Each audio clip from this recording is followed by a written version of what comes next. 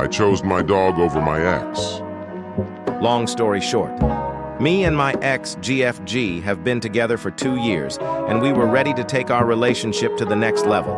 In fact, we were talking about living together since we both have a good work that pays well and we live by ourselves.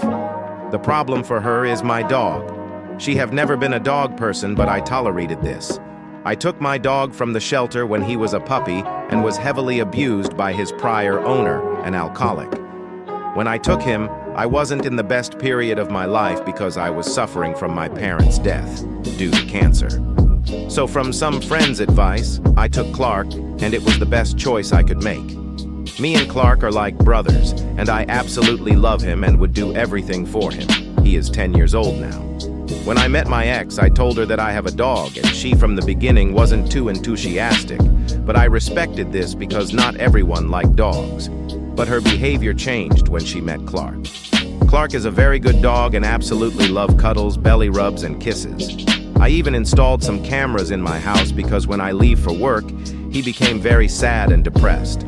So when I have free time at work, I control him and talk with him.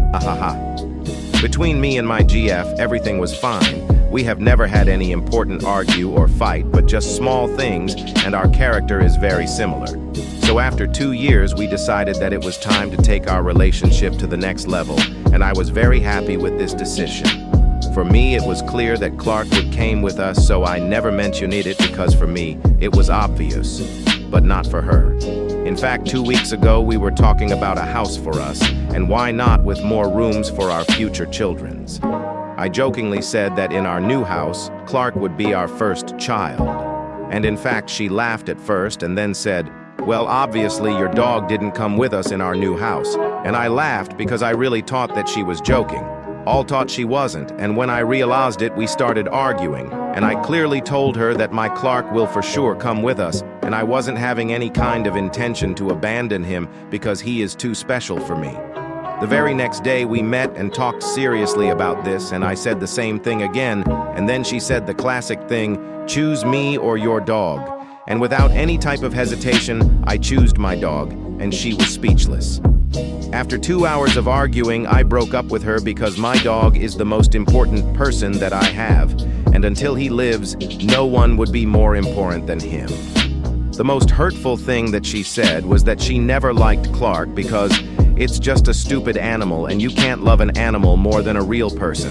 Clark never did anything wrong or bad at her, and when he was too cuddly with her with licks and staying over her, he always realized that and went straight to me, so he never was too close to her. So her hostile behavior came out of the blue for me, and I still don't why. When I told my friends about this, the majority said that I did a good thing because I have priorities, and it's a good thing that I recognize them and don't just give up.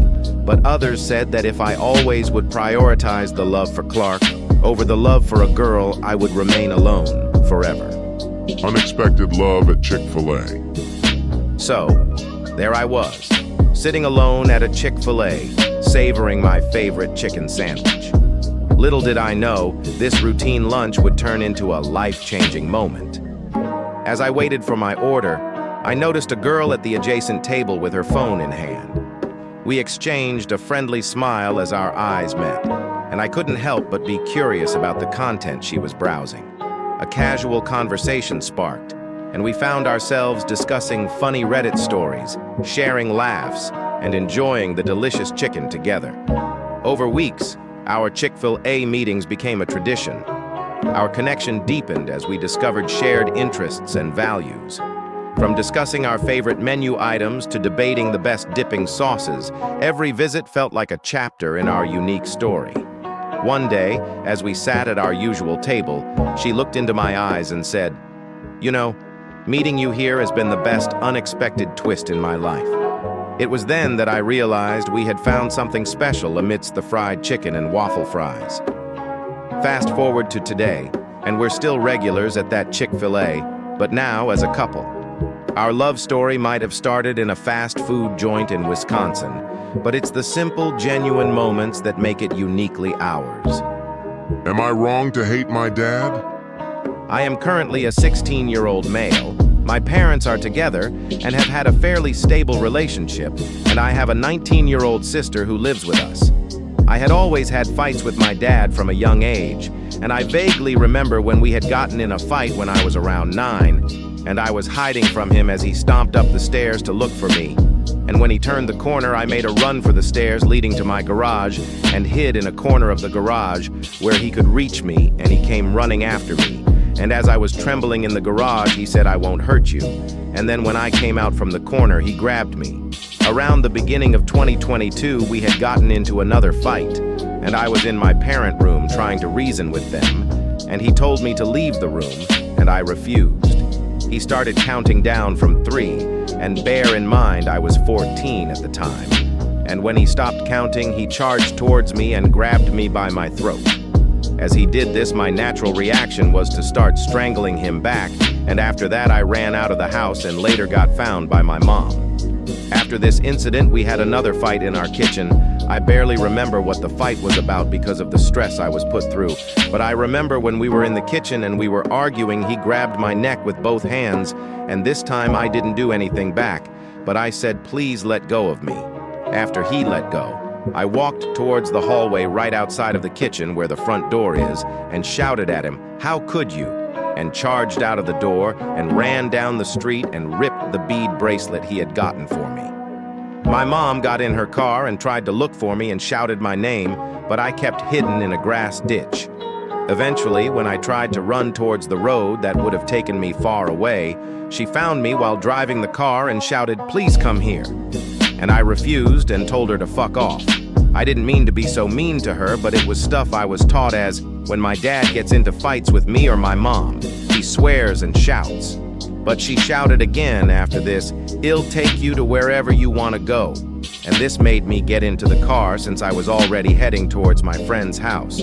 So as we are driving, my mom turns and says to me, "Please don't call the police." And I stayed quiet.